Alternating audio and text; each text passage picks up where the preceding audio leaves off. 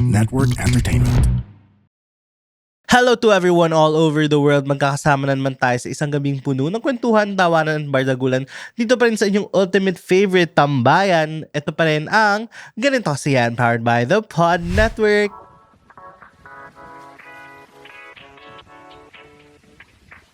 At kasama niyo pa rin ng inyong wandering go-getter ng Quezon City. It's your boy Jacob na nagsa-celebrate ng 6 years ng GKY!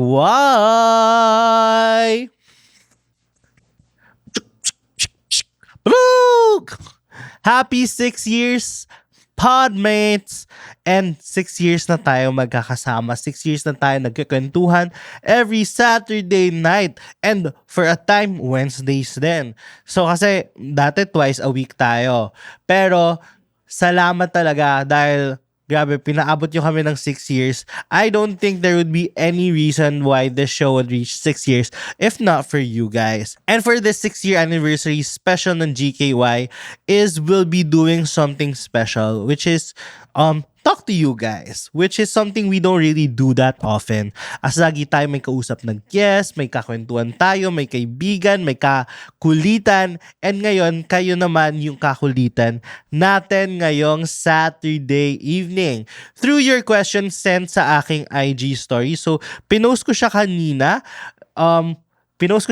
For your questions. So, tingnan natin ano yung mga questions ninyo. I will try to answer as much as I can.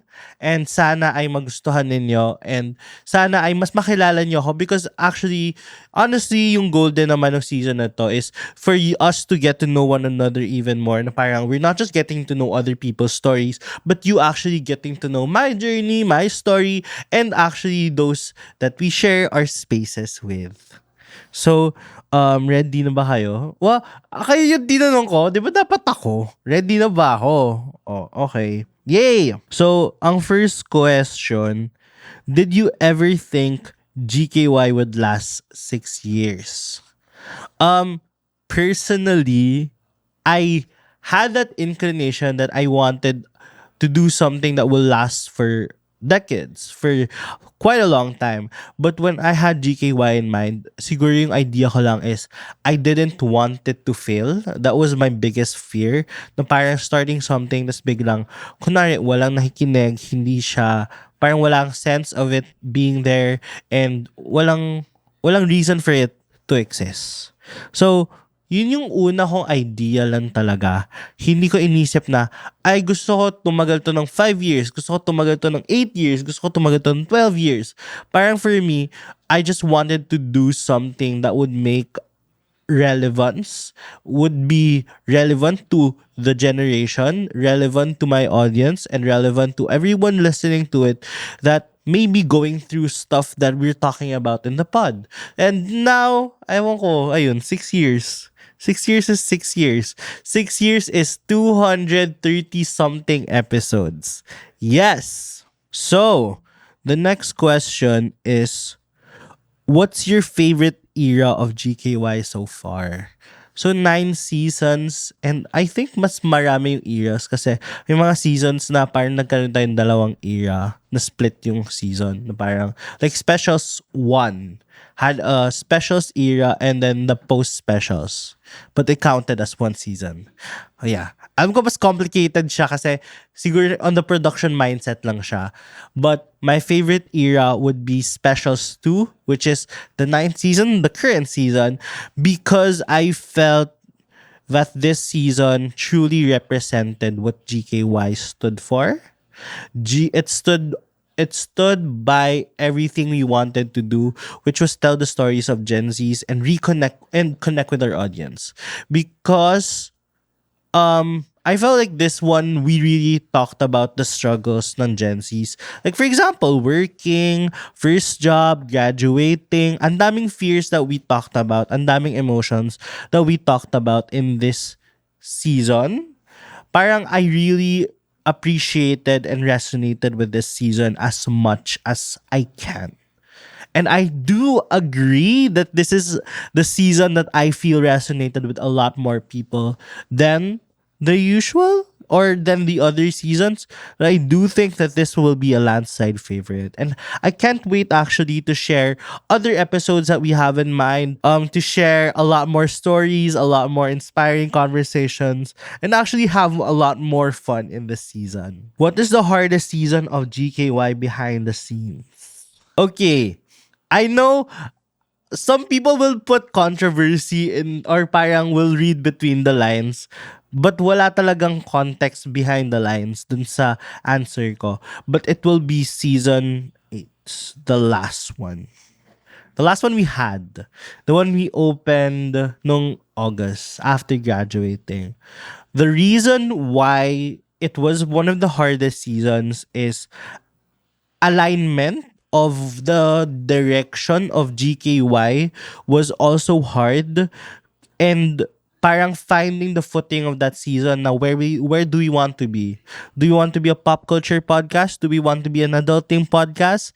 Do we parang hindi clear sa akin at that time, or parang medyo I felt lost into the direction of GKY. So that was kinda the hardest season to go with, kasi a part of me found the senior year season very, very tough. Senior year, I think this was our first season with TPN. Oo, yung 7th season. A bit hard kasi nga ang dami namin nina-navigate na responsibilities. Ang dami namin ninavigate na mga other obligations and tasks that coincided with our role. But I felt like GKY and score was still clear at that moment. So for me, hindi siya ganun kahirap for me. Kasi for me, parang naging clear pa rin naman na parang, oh, GKY is this and that. Parang 8th yung parang, feeling ko may identity crisis lang siya. Yeah, that was my hardest season in terms of GKY score, and GKY on finding its footing as a show and as a season. Kasi syempre, every season we want to give something different. At the same time, still reconnect with our audiences, our folks, our friends, our people. But parang syempre, at sometimes parang we get misplaced, we get lost. And maybe that was that time. Kasi, of course, ako, personally, inaamin ko din siya. That was a season after graduating. So, parang hindi ko din alam personally kung saan ko ilulugar yung sarili ko. Like, do I still talk about student content? Do I talk about work content? Alam mo yung we tried to be more into the working.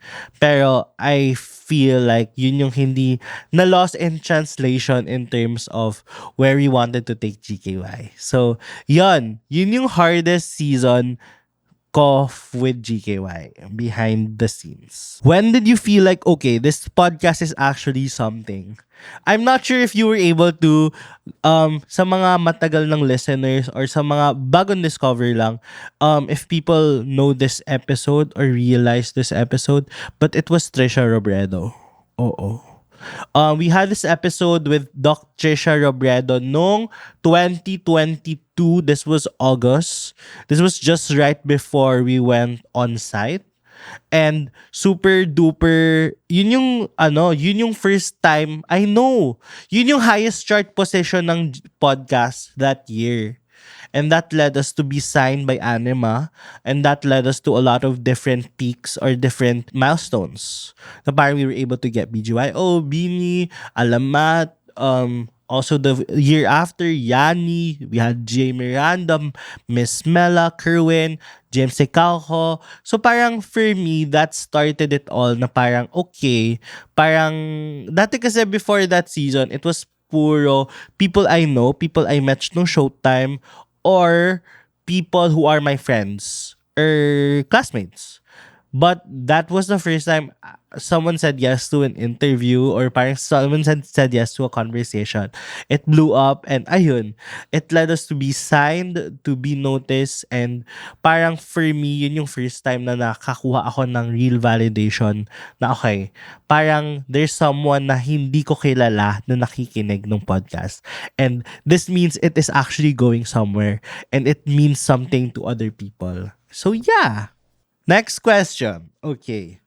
What is the biggest lesson you learned from hosting hundreds of conversations? Honestly, every episode is a very different episode. Every episode, iba-iba yung kaba ko. And every episode, it always still feels new, yung kaba, yung nerves ko na parang, okay, is this parang meeting this person? Even if parang other people would say na, oh, hindi naman siya as popular as your other guests, but it's still a nerve-wracking conversation. Or lagi pa rin akong kinakabahan. Kasi parang, yun, I also wanted to give a good conversation, and of course parang I know there's still a lot to learn. It's my first season after a long while doing it solo, so I feel the nerves still. I feel it more actually now, and though I feel it much more kapag solo ako. So yon, kaya if na-notice nyo, lagi akong may guess because I really find it hard to navigate conversations or to navigate a podcast episode pag solo. So yeah, biggest lesson. Sorry, I'm a talker. Sorry, I'm a ano. I think I would chase back or parang I would root back to Bianca's episode. To be interesting, you need to be interested. Kasi parang there are episodes na parang na-notice ng mga tao or parang they say na parang, oh, parang nagsusone out si Jacob. Sometimes nagsusone out talaga ako pag pang, tipo,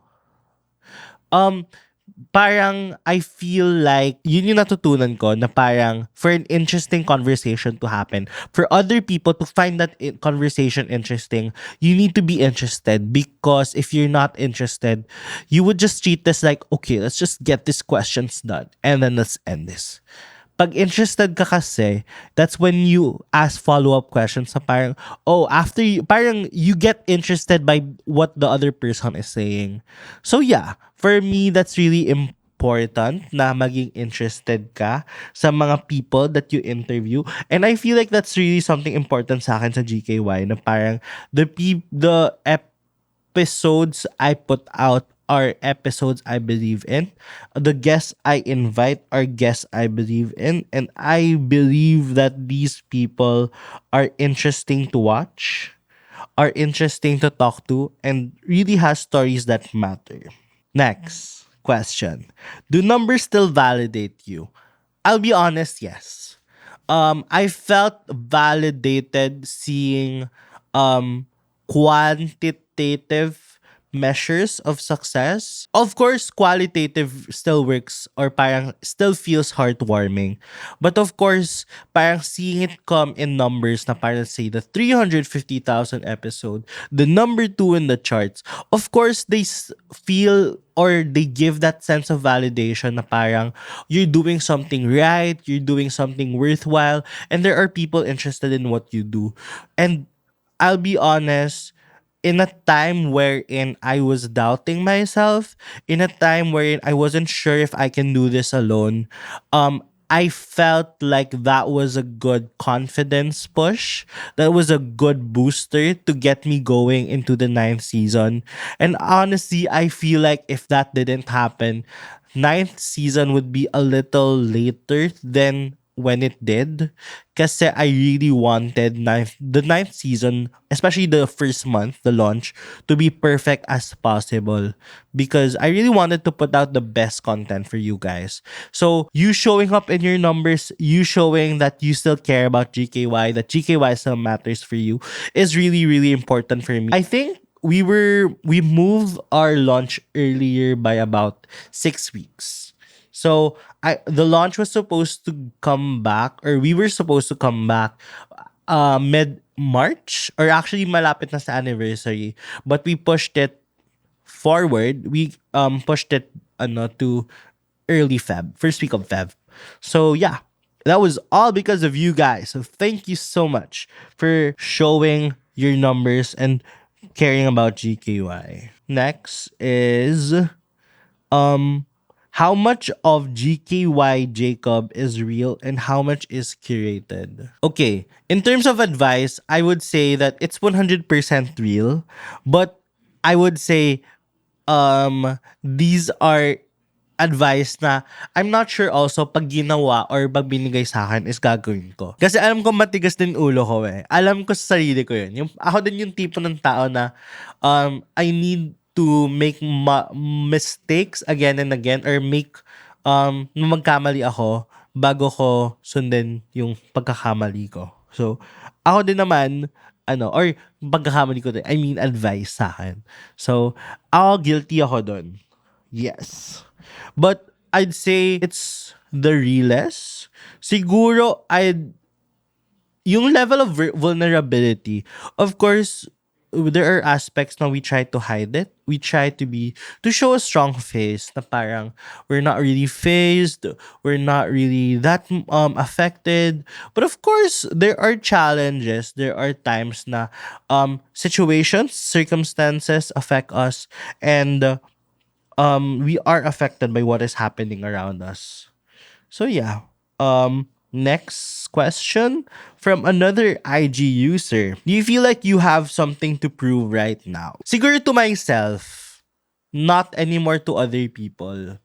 Well, to other people, I always feel like I have something to prove na GKY is still worth watching, that GKY is something that still is still relevant and still matters to you guys, that what we talk about is something that's really still important, na you should give us 45 minutes of your time each Wednesday tuloy, each Saturday. Okay. But I feel like it's really important to still continuously be challenged and feel like you still have to prove something. Kasi pag kampante ka na, I kind of feel like, okay, kahit anong episode na nandyan, mag-release na lang tayo dyan. O maghanap tayo ng letter sa Tugon Po tapos sagutin natin. I feel like ayoko nung ganong level na comfortability na I know na kahit ano yung i-release ko, makikinig kayo. I need to constantly be challenged na to be able to put out the best kind of content for you guys and be able to put out what matters to you also. And also think on how to make this podcast relevant to a lot more audiences. So I feel like, yes, I still have to prove something. And siguro, yeah, I think this is the answer you're also waiting for. Next question. What topics are you scared to talk about publicly? I don't think I have topics I'm scared to talk about. Kasi we talked about sexuality, we talked about vulgar topics, we talked about resigning. I think we're in the era of GKY na hindi naman kami natatakot sa kahit anong topic. Kahit anong ibato nyo sa amin, kaya naman gawin. I think it's just a matter of timing for some topics. Na parang some topics, we're waiting for the perfect timing, the perfect guest, and the perfect situation. Like for example, Women's Month or Pride Month to do some episodes. So I don't think that we are scared to talk about certain topics. It's just that I know that there's a timing for that.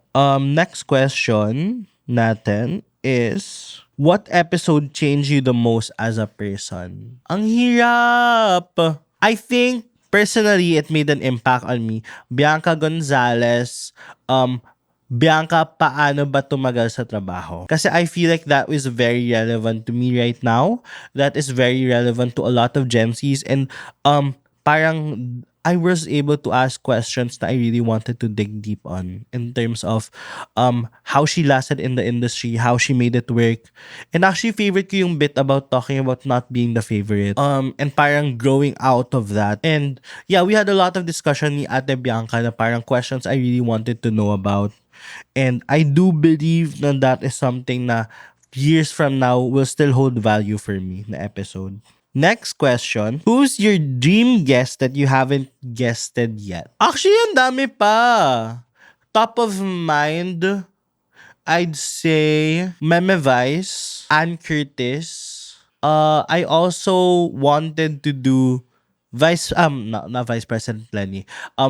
Mayor Lenny Robredo. Sorry, nagkamali kasi ako. Dapat sabihin ko, Vice President, kaso Mayor na pala siya ngayon. Mayor Lenny, sino pa ba? People that inspire me. I actually wanted to do Catriona Gray. Kat. And then, last, Nadine Lustre. Yeah. That would be my 5. And puro females, empowered women. Love that.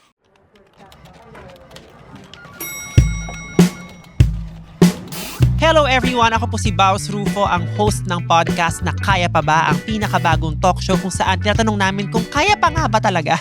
No, it's an interview show featuring my favorite content creators, celebrities, or just my favorite taga-benta ng turon. Who knows? Go listen to it now on Apple Podcast and Spotify. Next question. Which guest intimidated you the most? Whoa. Napapaisip ako kung merong intimidated. Hindi intimidated, nahiya. Siguro parang it takes a while. Kasi for me, I'm a very awkward person at first. Yung parang hindi ko alam kung paano, yung parang for me, mas prefer ko na may mag-introduce sa atin tapos magbe-bridge na parang, oh, this is Jacob. Ang ganyan, hi, kamusta? Parang, ang hirap for me, kunwari, pagdating ko ng studio, tapos sinabi sa akin, uy, nandyan na si ano, parang, lalapitan ko na lang siya ba kung pag nag-start na? Parang I'm that socially awkward. So, sometimes, kailangan ko talaga may mag-push sa akin. And sometimes, si Gabion, yung producer namin. And sometimes, sige, kakapalan ko na lang yung mukha ko. Pero actually, wala namang nang-intimidate kasi parang a lot of them are very, very nice people in real life. Siyempre, may nahihiya lang din ako sometimes. Yes. Last question before I know this is the segment you were all waiting for. Alam ko kasi mga 40 yung questions ko dito eh. Naghahanap ako ng questions. Sabi ko, parang isang pangalan lang nakita ko dito eh. Oo. Do you feel like you have to reintroduce yourself to your own audience? I wouldn't say reintroduce, but I feel like I also have to show that there are parts of me that is outside of a partnership, outside of a duo. And I know parang a lot of people were asking me, oh, wala na si ano, ganito, or parang nag-hiatus pala si ganito, ganyan. Parang I also felt like I also need to show up and show myself more, to really introduce myself na, oh, this is Jacob as a solo, na this is what he puts into the table, na he's not just 50% of a collab duo. Parang ganun. It's not like a 50% of a duo. Jacob can be 100% of his own. So yeah. But that's not taking away na parang I love being part of a duo, of a partnership, of a tandem. Basta TLDR, I enjoy to be part of a duo, but this era, I felt like I also had to reintroduce myself as a solo host, as a solo podcaster, that kailangan ko din ipakita what Jacob puts into the table, why Jacob still holds value even if he's solo, and why his voice still matters. So yeah, eto, feeling ko kinakabahan ako kung pwede to. O hindi naman sa hindi kung pwede to, but if this is something na I wanted to open up with you guys, but I feel like I owe this up to you also because I know when Lance made a decision to take a hiatus, I know I wasn't able to give so much detail or context as to how I was feeling, where I was at that time, and how things are for GKY. The only thing we said is we will continue on and GKY will remain. So I won't answer all your questions kasi I know a lot of them are also touching into some personal details between me and Lance. But we will be answering some that really will allow me also to share a bit about where I am and where GKY is heading. I have 2 questions. Sige, I'll answer 2 lang. Be honest, did Lance leaving ever make you question if GKY should end too? Siguro this is the part of me I will share na for the longest time, I also said this to Lance na I feel like if we weren't to do GKY as a duo, I don't think I would do GKY at all. I would rest it first. I don't think I could do one, the workload. Two, I don't think I can continue hosting as a solo host. And then 3, feeling ko din out of respect dun sa partnership. But siguro in later conversations I had with Lance also, I also had to understand na the show must go on first and foremost. We also had a good relationship with TPN and we don't want to put that to waste. We also I also saw the value in GKY, how people still love GKY, and it would be a waste if we were to reset at a certain point. And I love GKY so much. And I also feel like this is what Lance would have wanted in several conversations that we had. We were talking about um that GKY deserves to continue. Yes, I did but following his decision, I did question whether GKY should continue or actually yung ganito kasi yung year-ender that could have or would have been the last GKY episode if I decided to end it. But I thought then, first, nag-hit siya. Second, I think there's a lot more potential and GKY can go a lot more places. And I feel like GKY hasn't reached its peak. And third, I think that GKY deserves to continue and continue on its own merits. Next question. What's the biggest challenge continuing GKY after Lance's hiatus? I'd say that the hardest part is re-navigating routines. Kasi parang, of course, there's that routine na this person would do this person would do that. It's navigating the delegation of work, how to do things, and re-navigating how to do conversations. I feel like that's the most important, not just in the routine, but in the conversations. Kasi siguro before, I had that tagasalo if I lost my words and I couldn't find my way back. There's someone backing me up if in terms of if I make a mistake, if I say something, if biglang nawala ako sa trail of thought ko, this time I'm on my own. If I flop in front of a guest, that's me already. If I do well, that's also me. Yeah. But I also don't want to fail. And I also don't want to mess up my words and parang I realized na as much as it's nice to have a backup, it's really important also to find your own weight and really be able to stand on your own. And yeah, parang navigate na parang, okay, there's no one backing you up. You need to act. You need to man up. You need to do your own shit. So yeah, next question. Are you scared people will stop listening in this new era?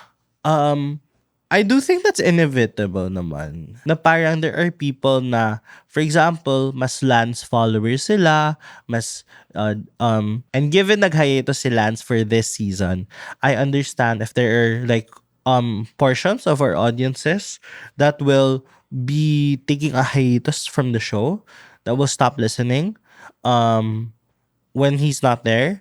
And I understand that. And I respect that kind of kasi parang ganun naman talaga. Like there are people listening because they believe in my voice. There are people that listen also because of they believe on his voice, and there's people that believe in the tandem as a duo. So I understand that there will be markets that we will lose because of the hiatus. But for me lang din naman, if they still want to continue listening, GKY is still here, willing to embrace everything with open arms. Whether you're a returning listener, you're a new listener, whether you're returning part of the family, you will always be part of the GKY family. So yeah, okay. So that was the questions sent to me by listeners. Thank you so much, guys. It's been 6 years. 6 years from that Saturday night wherein I said yes to the idea in the middle of a pandemic to create a podcast talking about life, talking about being a Gen Z in this time, talking about how to navigate life despite everything, despite the challenges. there were different challenges that faced us. At one point it was the pandemic, after it was the elections, and then later it was how to navigate life through college, and now navigating life during adulting. And you've seen us through different phases, and I'm thanking you for being part of that journey with us. Thank you for sharing parts of you guys with us, and thank you for allowing parts of us to be part of your week, even just for 45 minutes. Thank you so much for sharing your time with us. Thank you for allowing us to make space and giving us space to be part of your week, even just through 45 minutes. Thank you so much for sharing your stories to Tugon Po, and sharing your opinions in every single episode, and giving us your feedback through Tugon Po form. Thank you then, because you are the foundation of GKY. You're the reason why we're still here right now, and you're the reason why we continue despite all the challenges, the hurdles, and yeah, feeling ko din, I am I'm super duper grateful of what is to come for GKY, and I'm really really grateful that you're part of it. And to everyone who has been part of GKY through our guests in the last year, top of mind, I remember, of course, we have Dia, Ryan Suarez, Gabby Salvador, Bianca Gonzalez, and we also had, my gosh, yung naalala ko, taon tama. Oh. Of course, we also have Project Yakap, sila Ked, si Andre Miguel, and si Jack. And of course, we have last season, Joy Bercoma, Emma Tiglao, Benedict Ramos, Jess Falses. We also had Lloyd Agustin, and many more as part of our seventh and eighth season. Super thankful to our guests, and of course our GKY family. Of course, I'm still grateful to my TPN family. I'm super duper thankful for their support. To our pod manager, si Gab, thank you so much for for attending to all our requests, our last minute shenanigans, our last minute requests and concerns and everything. To our team in TPN, thank you so much for being so nice to me and really helping me throughout these tough times and challenges in the last quarter. To our team in Anima, who I still love dearly, Miss Mel, Annika, and Elijah, thank you so much for believing in GKY. You guys are one of the reasons why we're here right now, is that there were people that believe in us, that said yes to our dreams. Yon, parang, yun nga yung sabi ni I would quote Tony Gonzaga here. There will always be 100 people that will say no to your dreams, but there will always be one person that will say yes to it, and the rest will be history, or parang it will continue from there. And yeah, parang kaya talagang sobrang, I would always and forever be grateful to my Anima family, because they first said yes to my dreams. They first believed in this kid who had a lot of opinions, who had something to share, and who wanted to talk about different people's stories. And thank you for believing and giving space for this kid. I know he grew up already, but thank you so much for believing in him. To everyone, to my friends who became my sounding board, thank you so much for being... Ako nagiging emotional. Thank you for being my sounding board at these times. Thank you so much for believing in me. Thank you. Yon, kayo yung napagtatanungan ko ng mga ideas for GKY. And everyone who has been part of GKY, yon, si Vince, yung mga nakaka-share ko ng space with GKY, si Ral, other guests of GKY, si Gerald. Of course, I would also want to thank Lance for sharing space with us in GKY. Yeah, I'm very, very grateful pa rin naman for Lance Arevada for sharing, I don't know, 3.5 years for GKY. I'm very, very grateful kasi grabe din yung nangyari in those 3 years. It was one of the most magical career path na and growth I've seen. And I don't think GKY will be here where it is right now if not for Lance. Because I believe din naman na parang wherever GKY is right now, it's 50% me and 50% Lance. And it's the tandem, how we work together that really brought it to where it is right now. So, siguro this is my time na parang I really wanted to talk about also na parang of course, we don't want to undermine the success of the show na parang it's just one person. It's a combined effort by everyone. So, let's not talk about like, oh, I feel more free, ganon. Because as much as I get decisions made already na parang, oh, it's 100% Jacob, I do also like the idea of being part of a partnership, of a tandem. So, I really, really appreciate that actually as well. And, yun. But I'm really, really grateful for the time shared with Lance and with wherever this hiatus will take us. So thank you so much for sharing the 6 years of GKY, for being part of those 6 years, whether you're a new listener, an old listener, and wherever you are in those horizons. I'm really, really grateful because you will always be part of me because I really hold dearly the people that said yes to my dreams, the people that opened their doors to me. Because, ang dami nating kinatok ng mga tao, ang dami nating kinatok na please believe in me. Oh, this is what we offer. This is GKY. And I'm very, very grateful to those that opened their doors, that believe and stayed with GKY and sat with GKY throughout those years and believe in them. The people that continuously still make space and time for GKY. Thank you so much. Yan. Kaya I'm very, very grateful for you guys. And of course, as a reward, and of course, as we are celebrating our 6th anniversary special, we have something really, really special coming up that you will really, really, really like.